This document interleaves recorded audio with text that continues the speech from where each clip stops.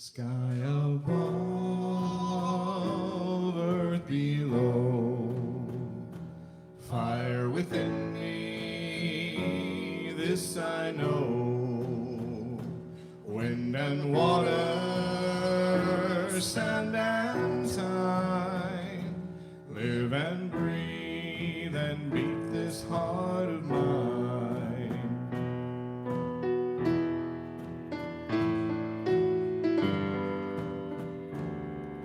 The stones beneath my feet hold the memories. The stars light our way through the dark. The greening of the leaves, the stirring of the breeze. The river's song reminds us who we are. Sky above, earth below, fire within me, this I know. Wind and water, sand and time, live and breathe and beat this heart of mine.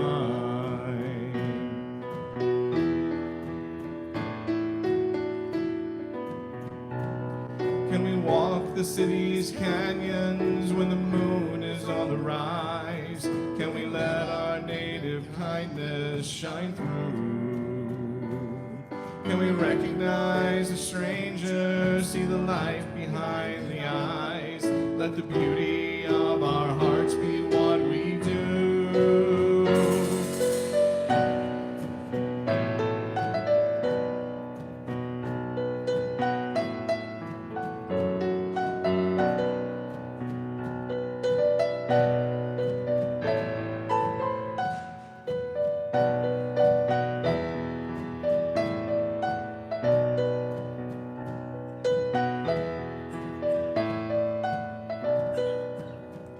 Sky above, earth below, fire within me, this I know. Wind and water, sand and time, live and breathe and beat this heart of mine.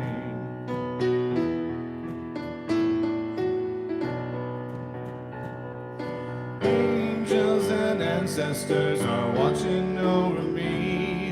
We're a chain of survivors breaking free.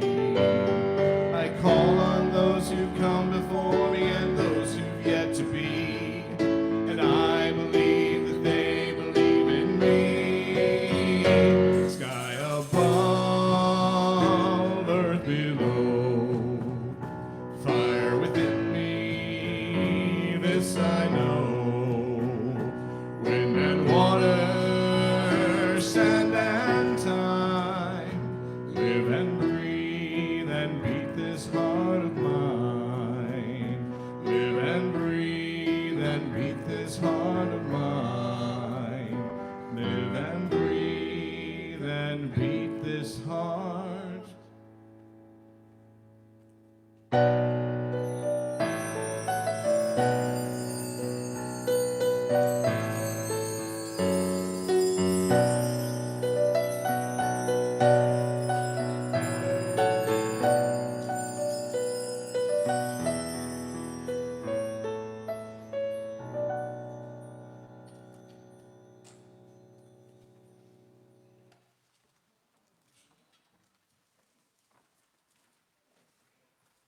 Good morning. Today, we are celebrating the lives of the loved ones who have left this earthly plane in physical form, our ancestors. Today, I would like to honor the ancestors who were the custodians of this land that we now stand on. The Miami, the Potawatomi, and the Shawnee people. I would like to also honor and bless the generations of new Americans who called this land home long before this building was placed here. We bless and honor those who dwell here in the future. In the meditation, we visualized the 4 directions. In doing so, we completed a full cycle: north, east, south, west, darkness, night and morning, dawn, day, dusk, conception, birth, maturing, death, which brings us to today's special service. We approach Halloween this week. Now, from an article on businessinsider.com, that spiritual network. So where does the name itself come from? According to the online etymology dictionary, it's actually 2 words smooshed together.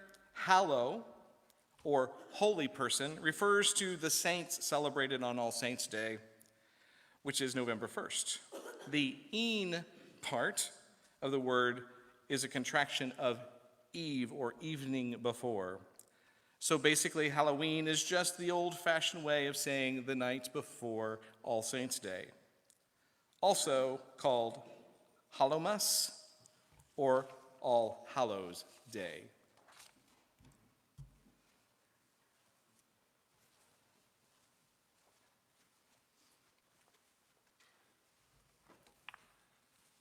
Knowing that we come from many cultures, many peoples, and knowing that there are many ways to celebrate and acknowledge the dead, I would like to talk about a few of the ways that we may be less familiar with. So we have the All Saints' Day, as was mentioned, and on that holiday, it is a time when people will remember the departed. During that holiday, Christians often will visit cemeteries and place flowers or candles on graves of loved ones, as well as going to church services. And there's also the El Dia de los Muertos celebrations, which is the Latin American equivalent to the All Saints' Day and All Souls' Day. And that Day of the Dead is widely recognized and celebrated in Mexico. It originates from an Aztec harvest celebration. And in that harvest, the Lady of the Dead, the goddess, was acknowledged. And during that lively celebration, families and friends would gather and pray. And they would pray for those who have died. They would be convinced that mourning or signs of sadness would be considered offensive to the departed. So El Dia de los Muertos is actually a celebration of the life of those people. It includes food and drink and music and enjoying the activities that those departed would have enjoyed in life. One of my favorites of the rituals from around the world is the famadihana, or the turning of the bones, which to outsiders may appear to be one of the most unusual celebrations of the dead. But famadihana is a time of year when the Malagasy people will actually remove the corpses from their graves, and they will spray them with perfume or drench them with wine, and then wrap them in silk and carry them around the tomb with music and songs. And it is performed every 7 years. There's also the Bon Festival, celebrated in Japan. It's been celebrated for over 500 years now. The Bon or Obon Festival was established to commemorate deceased ancestors. It lasts over 3 days, and it is a Buddhist Confucian tradition that is not solemn, but is instead inclusive of feasts and fireworks and games and dances, including the Bonodori, which is a dance performed to welcome the spirits of the dead. The Pitru Paksha is a Hindu tradition that lasts 15 days during the month of Ashwin. Pitru Paksha, or the Fortnight of the Ancestors, is the time during which people remember their ancestors, particularly through food offerings. And it stems from a Hindu myth which tells of a soul of a deceased warrior who couldn't find any food in heaven because he had never honored his ancestors with food offerings. And that festival includes several ceremonies and rituals which are performed in order for the departed souls to attain peace. And of course, Halloween ultimately derives from the pagan tradition of Samhain. And Samhain is the beginning of the pagan year. Trick or treat started as honoring the dead. You'd set a place at the table to honor the dead, especially those who had died since the last October. And your ancestors then might bestow a treat or a trick if they were neglected. And the costumes are meant to represent the spirits of the fallen. In the Northern Hemisphere, things in the fall are dying, and we prepare for winter, and we reflect upon the harvest. So the solstices, the equinoxes, and times between are all parts of that wheel of the year. Samhain is a time to show respect for the dead and to review our prior year. And it is also normally celebrated over several days and nights. This brings me to our remembrance boxes down here. Unfortunately, I didn't have time this year to collaborate on them. I love when we can collaborate. So these are ones that I fashioned this year. They are created, they are meant to be beautiful, and they are meant to be temporary. They will be burned. The symbolism on these boxes includes symbols of light and dark, of life and death, of flowing water of life and wreaths of funerals. There are depictions of sun and moon showing the cycles that we go through in life. And then inside are aromatic elements of roses and orange peels and eucalyptus leaves, all meant to burn and send this all up to the ethers together. So as you place your letters today in these boxes, just know that it is part of a cycle. It is all meant to be cyclical. We receive and we let go. And we know and love, and we will eventually be parted so that we can rejoin.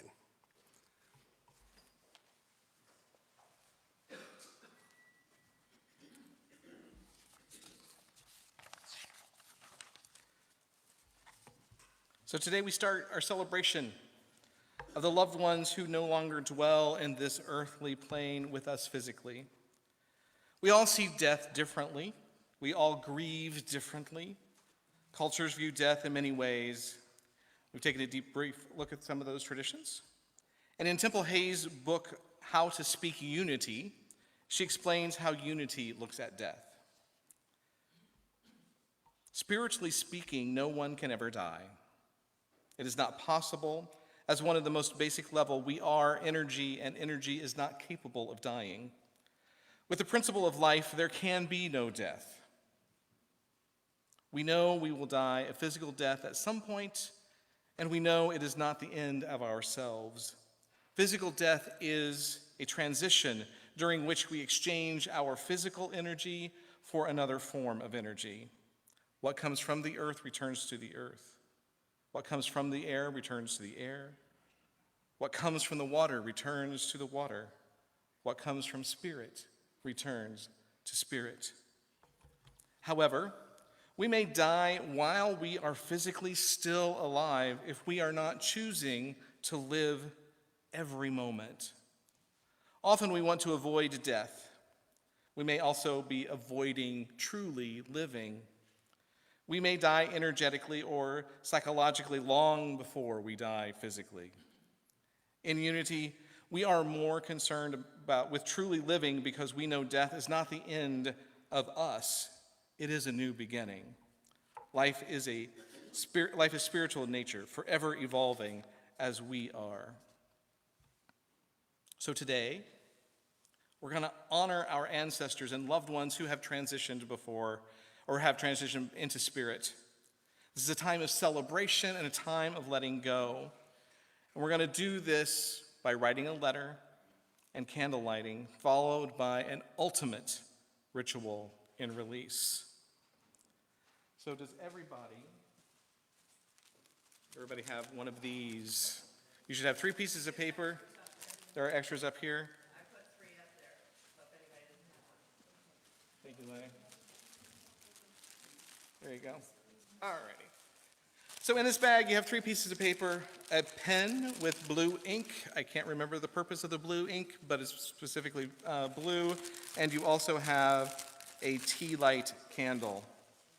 I request, please do not start writing your letters now. We have a meditation and a meditation song to prepare us for that letter. So what you will write your letter. When you are finished with your letter and you feel complete with that, I want you to bring it up and you're going to drop it into a box. Any box. Then you will take your tea light,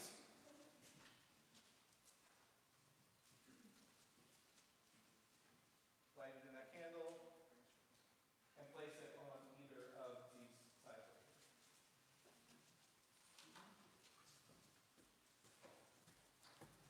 Whether you're honoring one person, several people, one candle will represent all of them. That is your energy of love.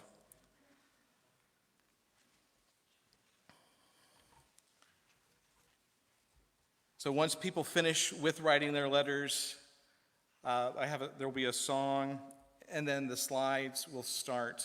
Many of you submitted pictures. You have done so in the past as well. Those are there, as well as names of the people that are being honored.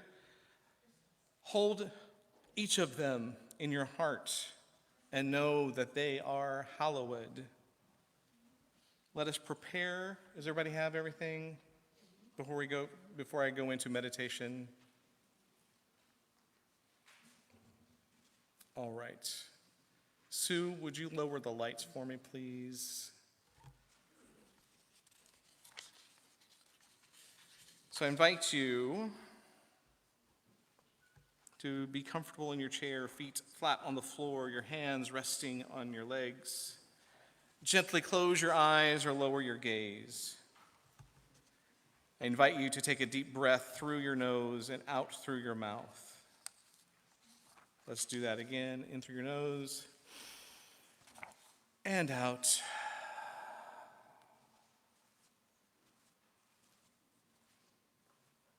In through your nose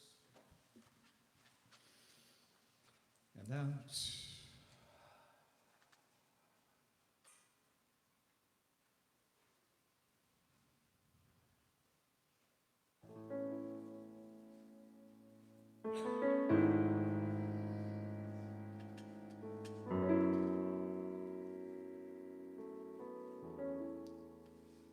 In this moment, I release, I let go, I find peace. In this moment, I live and let live, and I'm given the grace to forgive.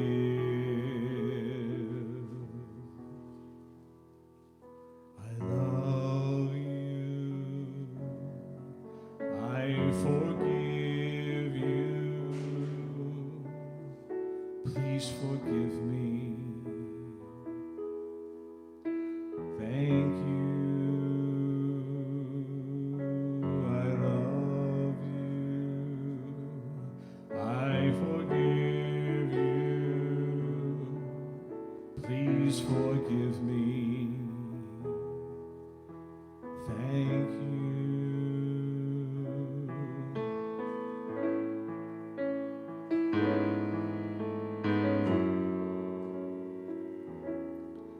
In this moment, no cause to defend, no one against me, nothing to mend.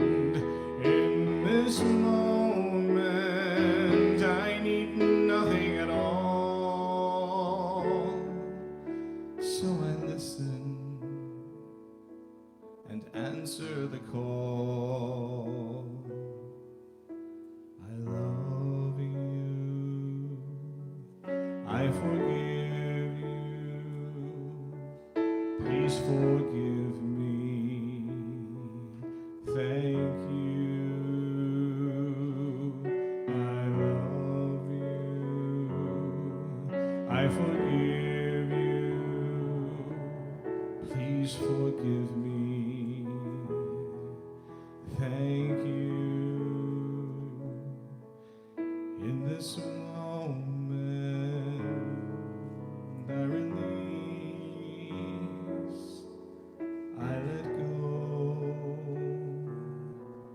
I find peace.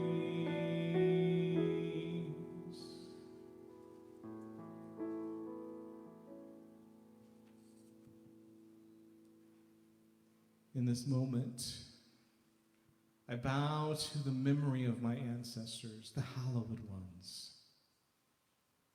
I call forth their loving presence. In this moment, I remember their love, their laugh. I remember how it felt to be around them. This memory brings me joy. I forgive anything left done, anything left unsaid. For now, there is only love. In a few moments, we will rest in the stillness. I invite you to take out the paper and pen and write a letter to your loved ones, expressing your love, your forgiveness, your request for forgiveness. This may be written to yourself, to God, to earth, to past relationships. There is no right or wrong. Simply write how you feel. When you're finished and feel ready, bring your letter and your tea light to the front. Place the letter in the box, light your candle, and then go back to your seat and rest in this moment.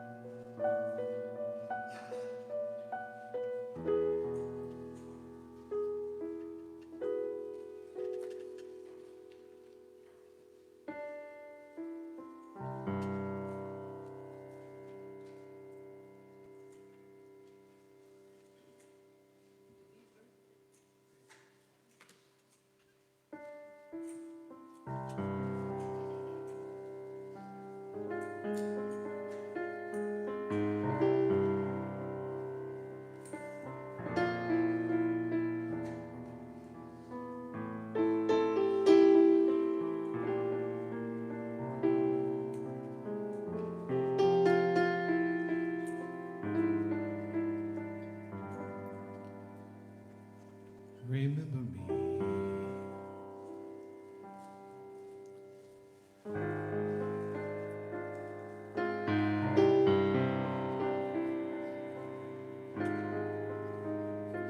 Remember me. Though I have to say goodbye, remember me. Don't let it make you cry. Or even if I'm far away, I hold you in my heart. I sing a secret song to you each night before we part. Remember me. Though I have to travel far, remember me. Each time you hear a sad guitar, know that I'm with you the only way that I can be. Until you're in my arms again, remember me.